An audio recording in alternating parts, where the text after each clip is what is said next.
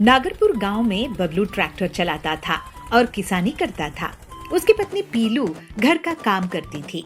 बबलू अपने खेत में ट्रैक्टर चलाने के अलावा दूसरों के खेत में भी ट्रैक्टर चलाया करता था और पैसे कमाता था, लेकिन उनकी ज्यादा आमदनी नहीं होती थी। सुनिए जी, आप ओवर टाइम करते हैं, उसी के कारण हमारे पास पैसे आते हैं, लेकिन मुझे आपकी सेहत की फिक्र होती है। आप कितना काम करते हो?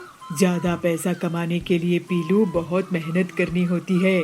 अपना काम बन जाता है और वैसे भी हमें पैसों की जरूरत तो पड़ने वाली है। अपने बच्चे होंगे तो उनकी स्कूल की फीस, हमारा नया घर का सपना, सब कुछ तो करना पड़ेगा ना। आप मुझे भी सिखा दो ना, मैं आधे टाइम ट्रैक्टर चला लूंगी। अरे तुम तकलीफ मत लो पीलू, मैं हूँ ना। बबलू की मेहनत से कालू बहुत जलता था। वो बहुत आलसी और लालची था। उसके पास ट्रैक्टर थे, लेकिन वो कामचोर होने के कारण उन्हें नहीं चलाता था। कालू हमेशा से धोखेबाजी करके पैसे कमाने को देखता था। ये बबलू डबल शिफ्ट में काम करता है। पूरे गांव में यही है जो इतना मेहनत करता है। मुझे किसी से इतना नुकसान नहीं होता जितना इससे होता है। मैं इसके ट्रैक्टर को आधा काट दूंगा। ऐसा सोचकर कालू उस रात को बबलू के सो जाने के बाद उसके घर में जाता है और उसके ट्रैक्टर को पेड़ काटने वाली आरी से काट देता है। कालू वहाँ से भाग जाता है। अगली सुबह बबलू पीलू के साथ घर के बाहर आता है तो अपने ट्रैक्टर की ऐसी हालत देखकर रोने लगता है। हे भगवान, ये क्या हो गया? हम गरीब लोगों के साथ ही ऐसा क्यों होता है? आखिर हमने किसी का क्या बिगाड़ा था? कौन है जो हमारे घर की नमक रोटी पर हमला कर दिया और कमाई का जरिया खत्म कर दिया? ये ट्रैक्टर मेरी पुरखों का था, जिसकी कमाई से मैं पला बढ़ा और मेरी आने वाली पुश्तें भी इसी को चलाकर काम करती, लेकिन सब बर्बाद हो गया। पीलू और बबलू बहुत दिनों तक इस सदमे से उभर नहीं पाते हैं। सुनिए जी, कब तक हम ऐसे ही दुखी रहेंगे? चलिए कुछ और काम शुरू करते हैं। तुम ठीक कह रही हो पीलू, मुझे हिम्मत दिखानी होगी। फिर कुछ दिनों के बाद बबलू मजदूरी का काम करने लगता है और घर के लिए पैसा कमाने लगता है। कालू ये देखकर बहुत खुश हो रहा था। घर पर पीलू से पैसे मांगने के लिए मकान मालिक आता था। उधार में किराना देने वाले आते थे। पीलू किसी तरह से सबको संभाल लेती थी। देखिए, हम आप सबको आपका उधार दे देंगे, आप हमारी ईमानदारी पर भरोसा रखिए। एक दिन बबलू का दोस्त हरिया शहर से वापस आता है और बबलू को अपने गराज में बुलाता है। मजदूरी का काम पूरा करने के बाद बबलू और पीलू हरिया के पास जाते हैं। बबलू, मैं शहर से नई तरीके सीख कर आया हूँ। मैं तुम्हारे लिए नया ट्रैक्टर बना सकता हूँ और ऐसे ट्रैक्टर की तुम्हें डबल फायदा देगा। तुम बहुत नेक दिल के हो हरिया। मैं तो वैसे भी डबल मेहनत करता था, अब डबल फायदा भी होगा तो अच्छी बात है। लेकिन तुम क्या करने वाले हो? मेरे पास 2 पुराने ट्रैक्टर पड़े हुए हैं। इनको मैं नई शहर की तरीके से जोड़कर तुम्हारे लिए डबल ट्रैक्टर बना दूंगा। वाह, इसका मतलब अब डबल ट्रैक्टर की मदद से मेहनत आधी हो जाएगी। हरिया भैया, आपका मतलब ये है कि एक ही बार में डबल मुनाफा। मैंने तुम्हें बहुत मेहनत करते हुए देखा है बबलू। अब तुम्हारे बुरे दिन खत्म, वो समय आ गया है। फिर हरिया बबलू के लिए कुछ ही दिनों में डबल ट्रैक्टर बनाकर दे देता है और बबलू डबल ट्रैक्टर को ले जाकर खेत में काम करने लगता है। ये देखकर कालू चकरा जाता है। बबलू के डबल ट्रैक्टर से कड़क सेठ का खेत और बबली सेठानी के खेत में काम करने लगता है। हरिया भाई, तुम्हारे कारण हम मुसीबत से बाहर आ गए हैं। हाँ हरिया भाई साहब, आप नहीं होते तो हमारा क्या होता? नहीं, ऐसा कुछ नहीं है। ये सब समय समय की बात है। अब आप लोग मेरा मुंह मीठा करा दो। हे भगवान, इस बबलू की ईमानदारी और लगन के कारण हरिया उसको डबल ट्रैक्टर बनाकर दे दिया और अब तो मेरा काम और भी चौपट हो जाएगा। मैं खुद ही जंगल छोड़कर चला जाता हूँ। और फिर इस तरह से बबलू अपनी मेहनत से इज्जत और पैसा दोनों कमाने लगता है। उसके घर की गरीबी हमेशा के लिए दूर हो जाती है। वो सभी लोगों का उधार चुका देता है। थोड़े दिनों के बाद उन्हें 2 बेटियां होती है, जिसका वो लोग बहुत अच्छे से ख्याल रखते हैं। इस तरह से सब खुशी खुशी रहने लगते हैं। एक जंगल में डाकू चिड़ियाओं का बहुत बड़ा गैंग था। वो लोग बहुत बड़ा डाका डालते हैं और उसको एक गुफा में छुपा देते हैं। सुनो डाकू भाइयों, हमें पुलिस ढूंढ रही है। हमें अभी इस गुफा में रहना होगा। लेकिन हम खाएंगे क्या सरदार? गांव से किसी खाना बनाने वाले को उठा कर ले आओ। हाँ, गांव में बबलू बहुत ही स्वादिष्ट खाना बनाता है।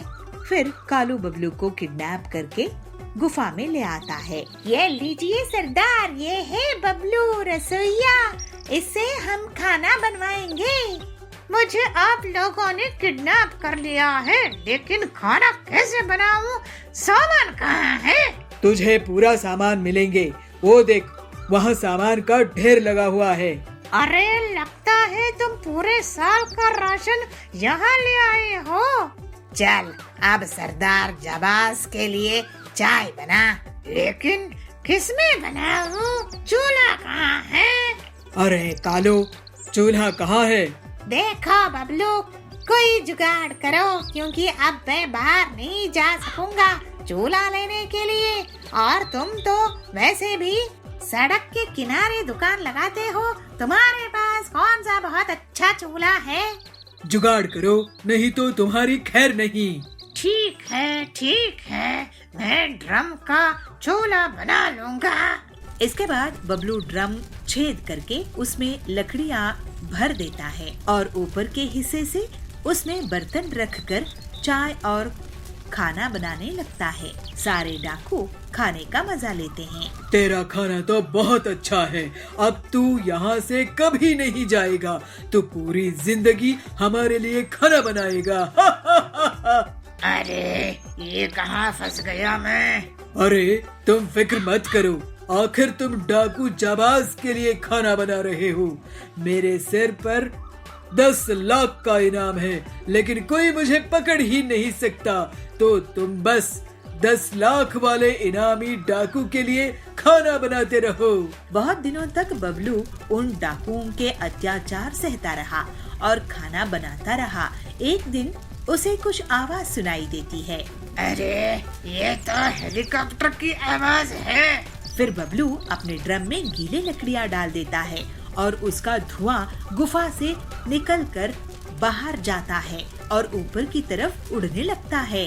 बस ये हेलीकॉप्टर ये धुआं देख ले। कुछ ही देर में हेलीकॉप्टर गुफा के पास उतरता है और उसमें से बहुत सारे पुलिस वाले निकलते हैं। पुलिस गुफा में धावा बोल देते हैं और सारे डाकू पकड़े जाते हैं।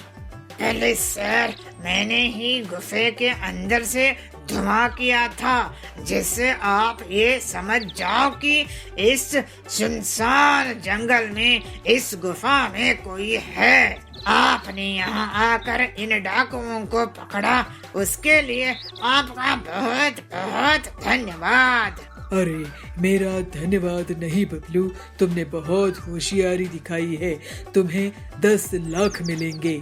फिर इसके बाद बबलू को 10 लाख का इनाम मिलता है और उसका जीवन अब अच्छे से बीतने लगता है।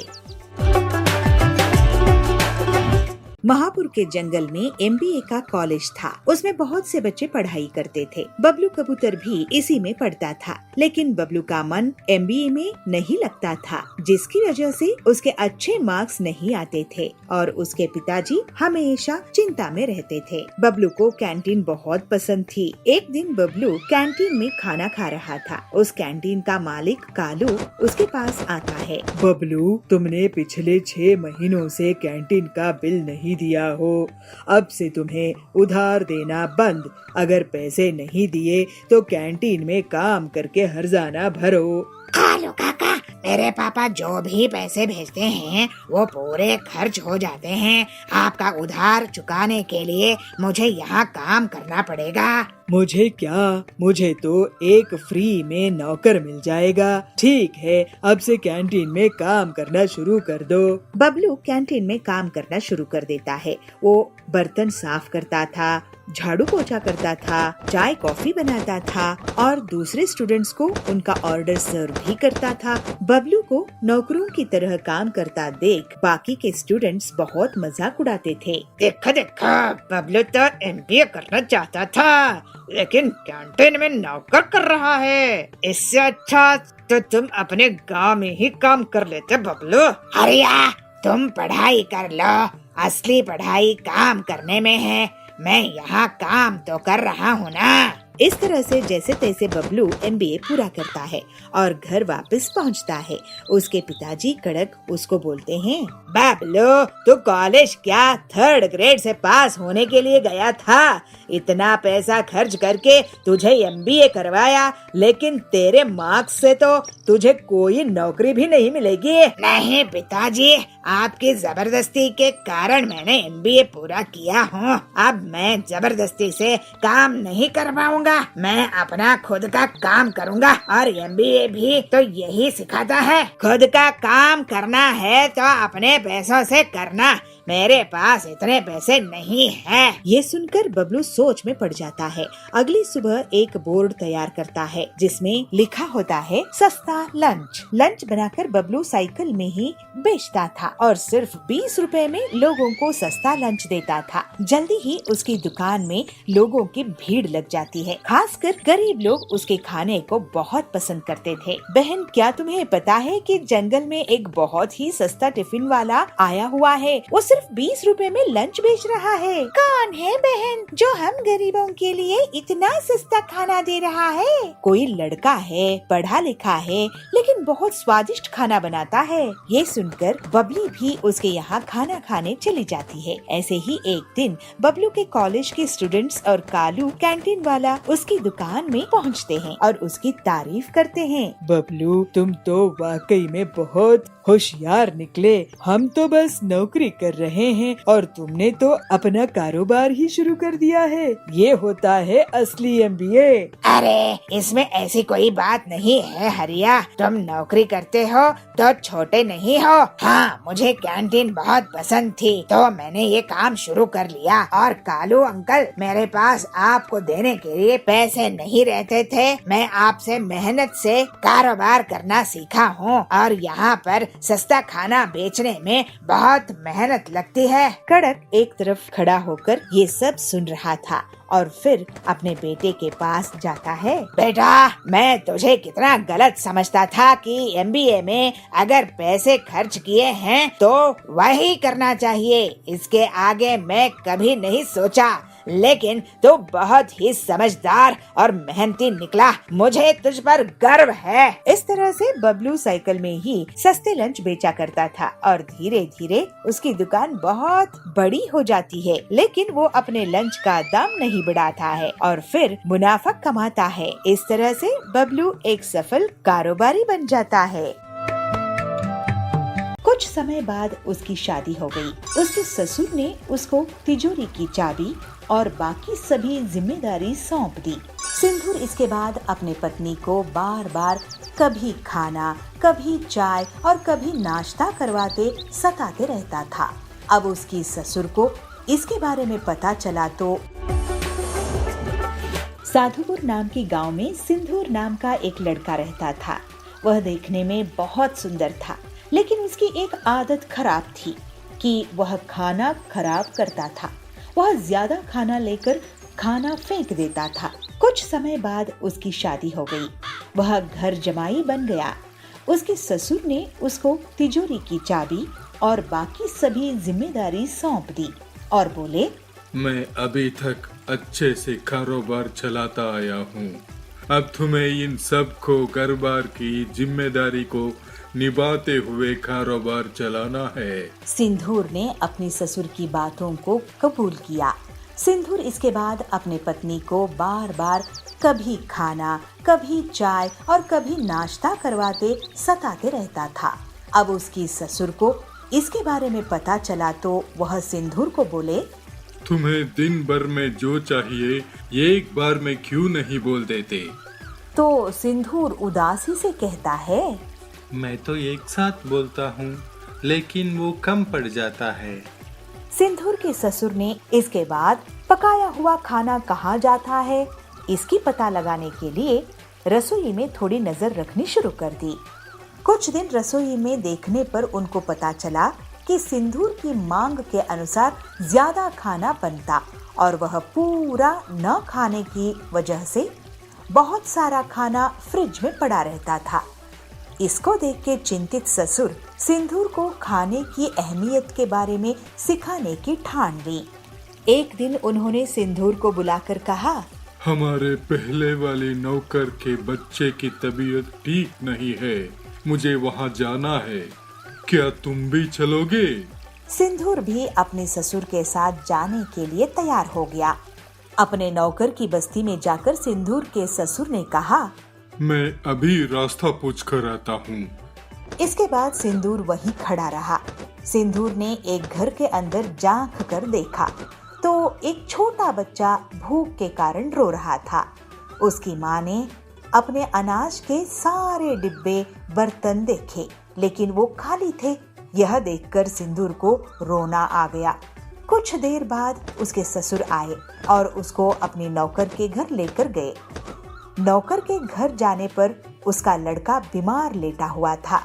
जब सिंदूर के ससुर ने बीमारी का कारण पूछा तो नौकर ने कहा, ये घर से बचा हुआ भोजन लेकर खाया था, लेकिन उसको नहीं पता था कि वह खाना खराब था।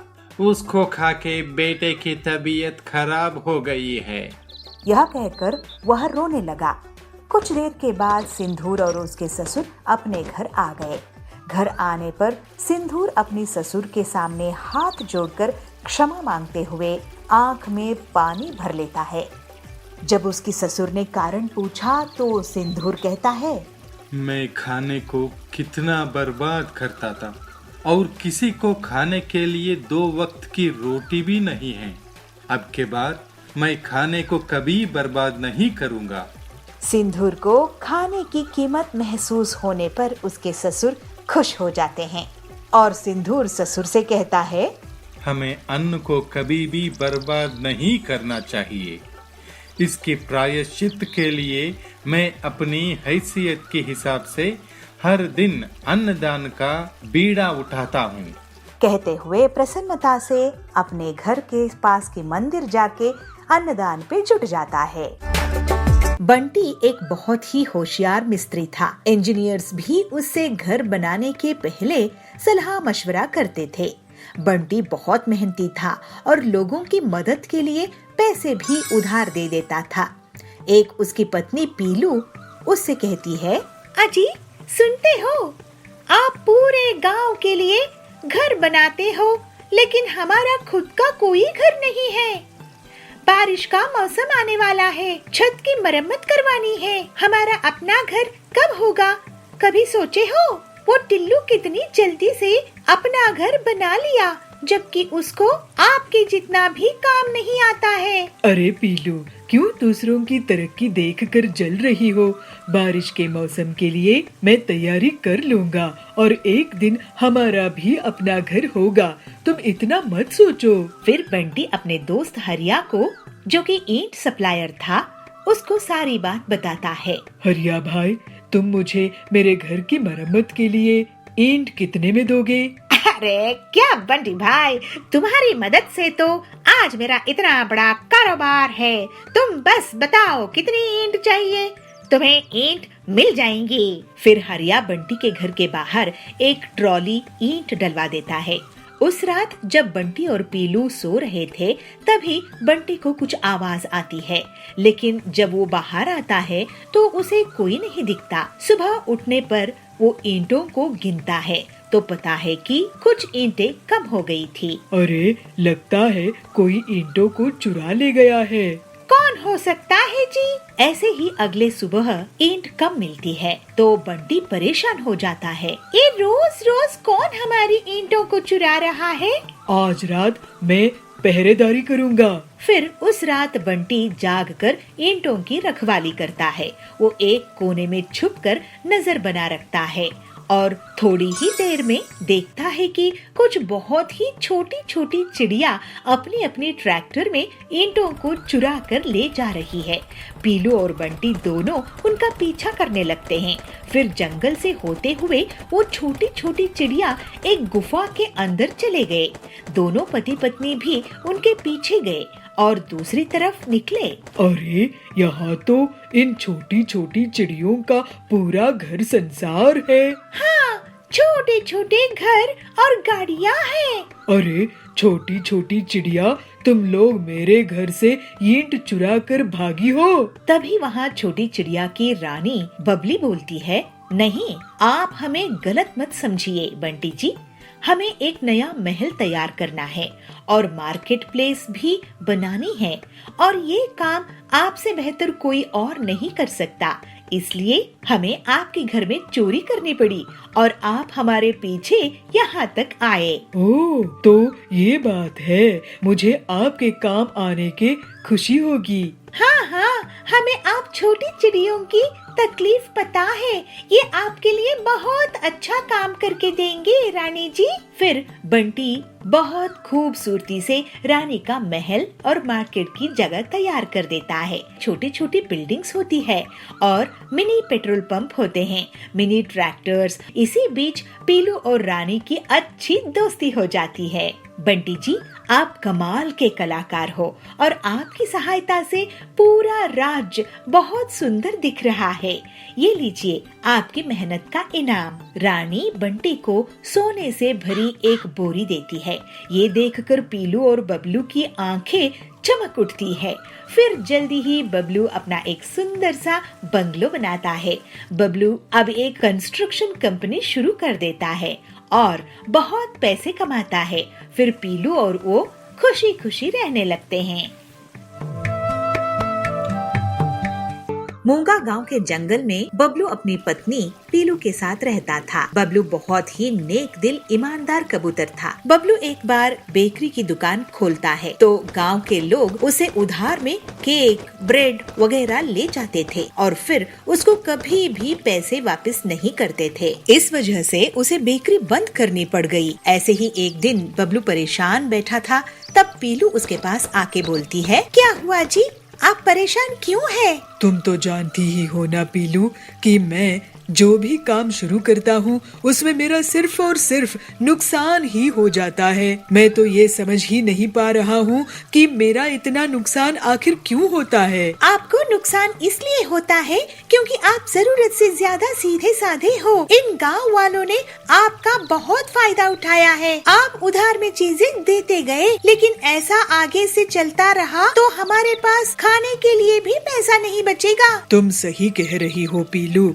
मैं अब एक आखिरी बार कोई काम शुरू करके देखता हूँ। अगर अच्छे से चला तो ठीक है, नहीं तो शहर जाकर कोई नौकरी ढूंढ लूंगा। हम यही कुछ काम कर लेंगे, मगर आप उधार किसी को नहीं देना, ये सोचकर ही काम शुरू करो। ठीक है, एक आखिरी बार मैं कोशिश करता हूँ। कुछ दिनों बाद बबलू पीलू से कहता है, पीलू, मैं बाजार घूमकर देख रहा था कि कहाँ किसकी दुकान है, किसकी नहीं है। मैंने देखा कि हमारे गांव में सब्जी की दुकान तो है ही नहीं। गांव वाले पड़ोस के गांव से सब्जियां खरीद रहे थे, इसलिए मैं सोच रहा हूँ कि मैं सब्जी की दुकान लगाऊंगा। ये तो सच में बहुत अच्छी आइडिया है। अब मैं अपनी आखिरी जमा पूंजी लगा रहा हूँ, इसको मैं बर्बाद होने नहीं दूंगा। फिर जल्द ही बबलू अपनी सब्जी की दुकान खोल लेता है। बबलू के बहुत बार कहने के बाद भी बहुत से गांव वाले अभी भी उससे बिना पैसे दिए सब्जी ले जाया करते थे। एक दिन पीलू भी उसकी दुकान में इसीलिए बैठती है कि लोग बिना पैसे दिए सब्जी नहीं ले जा पाए। एक दिन डॉक्टर बबली उनकी दुकान में आती है। पीलू, बबलू, तुम्हारी दुकान में सलाद का वेजिटेबल्स है क्या? डॉक्टर मैडम, ये लीजिए सलाद के वेजिटेबल्स। ये बहुत ही स्वादिष्ट है, लेकिन थोड़े महंगे हैं। मैं इन वेजिटेबल्स की सलाद खाती हूँ। ये स्वादिष्ट तो होते ही है, लेकिन फायदेमंद भी बहुत होते हैं। और रही बात कीमत की, तो हेल्थ इज वेल्थ। अभी मौसम बदलने वाला है और ये आने वाली गर्मी के मौसम में गर्मी से बचाएगा। मुझे ये 5 किलो दे दो। डॉक्टर बबली की जाने के बाद पीलू बबलू से कहती है, सुनिए जी, डॉक्टर मैडम क्या कह रही थी? सुना ना आपने कि इस साल बहुत गर्मी होने वाली है और गर्मी से बचने के लिए वेज सलाद फायदेमंद होगा। हाँ, अगर ऐसा होगा तो वेज सलाद से लोगों को गर्मी में बहुत फायदा होगा। इसका मतलब हम खुद ही वेज सलाद बेच सकेंगे और पूरे गांव में हमारे अलावा कोई नहीं है। देखो, गांव वाले ऐसे ही इसे नहीं खरीदेंगे। हम क्यों ना एक प्लेट बनाकर उसको बेचें? कुछ ही दिनों में लोगों को गर्मी से परेशानी होना शुरू हो जाता है और डॉक्टर बबली सबको वेज सलाद खाने की सलाह देती है। इस तरह से बबलू और पीलू की दुकान में भीड़ इकट्ठा होने लगती है। सुनिए गांव वालों, भाई और बहनों, मैं आप लोगों को अब से उधार में कुछ नहीं दूंगा। आपको अपनी सेहत का ख्याल रखना है तो पैसा देकर वेजिटेबल सलाद खरीदो। बबलू की बात सुनकर लोग सोच में पड़ जाते हैं, लेकिन फिर गर्मी के बुरे प्रभाव से बचने के लिए वो पैसे देते हैं। इस तरह से लोगों की सेहत को भी नुकसान नहीं होता है और वो सब अब सबक ले लेते हैं कि कोई भी अच्छी चीज मुफ्त में नहीं मिलती है। फिर कुछ ही दिनों में बबलू और पीलू बहुत अमीर हो जाते हैं। इस तरह सभी खुशी खुशी रहने लगे।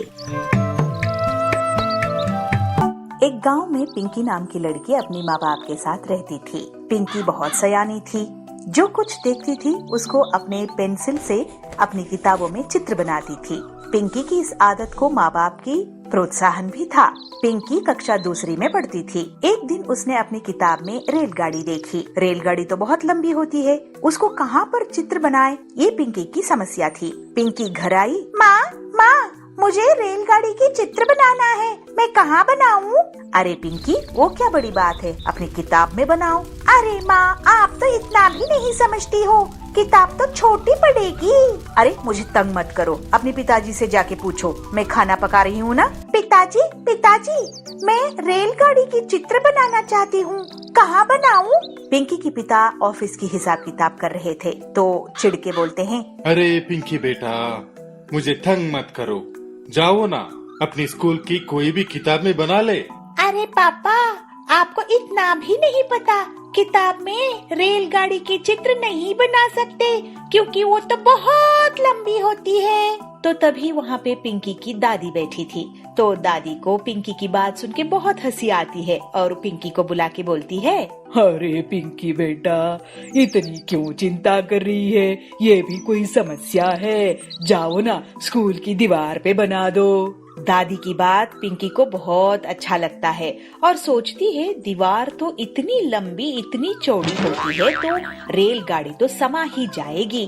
तब पिंकी खा के अपना होमवर्क करके सो जाती है और सुबह पिताजी से कहती है, पिताजी, आज ना मुझे कलर चॉकपीस की एक पूरी डब्बा चाहिए। पिताजी हंसते हुए बोलते हैं, अरे पिंकी बेटा, क्यों, तुम्हें आज स्कूल में बांटना है क्या? अरे पिताजी नहीं, मुझे रेलगाड़ी की चित्र बनानी है स्कूल की दीवार पर। दिला तो दूंगा, लेकिन घर तक कंप्लेंट नहीं आनी चाहिए, ठीक है? अरे चित्र बनाने से कोई कंप्लेंट करेंगे? बिल्कुल नहीं आएगी, आप चिंता मत करो। तो पिंकी के पापा उसको कलर पेंसिल की डब्बा दिला देते हैं। पिंकी कूदते नाचते स्कूल पहुंच जाती है। पिंकी अपनी रेलगाड़ी की पहली यात्रा याद करती है जो अपने पापा मम्मी के साथ उसने किया था। पिंकी चौक उठाई और फिर क्या था, दीवार पर रेलगाड़ी का इंजन बना दिया। अरे इंजन तो बहुत सुंदर बना है, इसको अब डिब्बे जोड़ते हैं। तो फिर दूसरी कलर चौक लेके उसमें पहला डब्बा जोड़ दिया, दूसरा डब्बा जोड़ दिया। ऐसे जुड़ते जुड़ते गए, सारे डिब्बे जुड़ गए।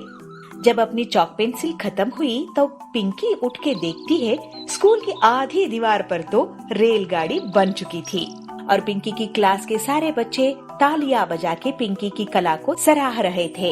अरे पिंकी, तेरी गाड़ी तो बहुत सुंदर बनी है। पिंकी, तुम्हारे रेल में मुझे भी जगह मिलेगी? अरे क्यों नहीं, हम सारे मिलके इस रेलगाड़ी में जाएंगे। फिर क्या हुआ, रेलगाड़ी दिल्ली गई, मुंबई गई, अमेरिका गई, नानी के घर गई और दादाजी के घर भी गई। बच्चों की ख्यालातों में रेल की गाड़ी ऐसे ही लंबे सैर करती रही। तभी क्लास टीचर क्लासरूम में आते हैं और सभी बच्चों की मुस्कुराहट देखते हुए कहते हैं, अरे बच्चों, इतने खुश हो, क्या बात है? तो दौड़ के पिंकी सामने आती है और अपनी बनाई हुई रेलगाड़ी दिखाती है। तब टीचर अपने मन में ये सोचते हैं, बच्चों के मनोबल को बढ़ाई, कल के भविष्य का निर्माण आज से ही होने दे। यह सोच के टीचर ने पिंकी को बिना डांटे बहुत शाबाशी देते हैं और कहते हैं, पिंकी, आपकी ड्राइंग तो बहुत सुंदर है, लेकिन आप दीवार पे प्रैक्टिस करने के बजाय अगर आपके घर में जाके कोई भी कॉपी में प्रैक्टिस कर लेते तो और भी सुंदर निकल आता।